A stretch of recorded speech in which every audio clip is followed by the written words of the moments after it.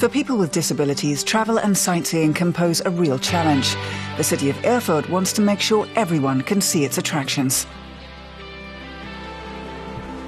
The 6,000 square metre egapark, for example, has been especially designed to provide barrier-free access. It features a network of more than 20 kilometres of paths. The park was founded on the northern outskirts of the city in 1961. Its 11 colourful thematic gardens draw over 400,000 visitors per year.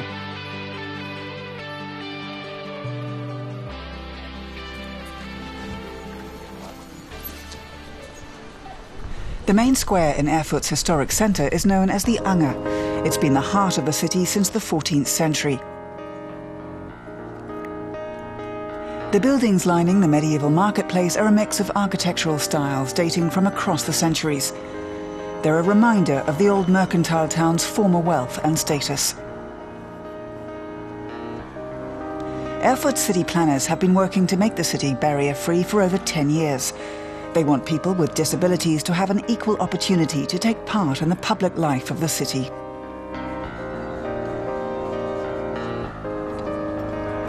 It's an ambitious project for a city whose streets, buildings and history date back centuries. For example, Erfurt is famous for its role in the life of Martin Luther, who came here in the early 16th century. One historic attraction is the Augustinian Monastery Luther joined in 1505. Parts of the building were constructed in the 13th century. For people with disabilities, a visit to the monastery presents many obstacles. Since the building is under historical monument protection, changes that would make it more accessible aren't permitted. But people in wheelchairs should have no problem seeing the permanent exhibition on Martin Luther. It illustrates the early career of the man who would go on to become the great Protestant reformer. One of the highlights is a reconstruction of his former study. In 1522, Luther preached at the Church of St. Michael. The interior courtyard ranks among the most important examples of late Gothic architecture in Erfurt. Some of the grave markers date back to the 15th century. Not far away we find the Old Synagogue, Central Europe's oldest surviving synagogue. Erfurt's Jewish community was destroyed in a pogrom in the 14th century. 3 floors of the exhibition recounting the city's Jewish history are barrier-free.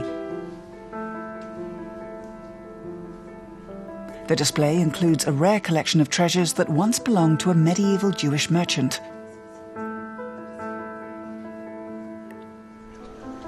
The city of Erfurt wants everyone to be able to appreciate its history. That's why it offers tours tailored to the participants' special needs, like a tour in sign language.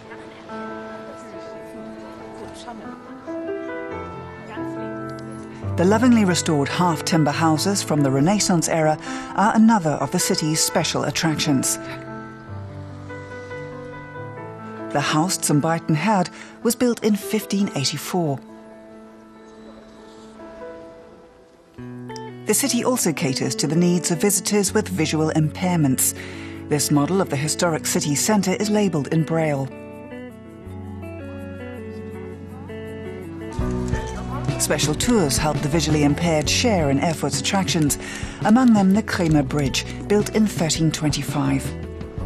The old half-timbered houses that line the bridge are filled with many shops to explore and experience.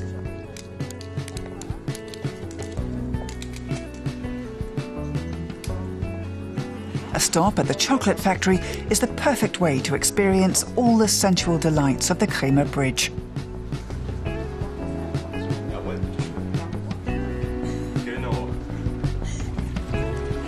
The tour for the visually impaired visitors continues to the banks of the Gera River. It was part of an important trade route in the Middle Ages.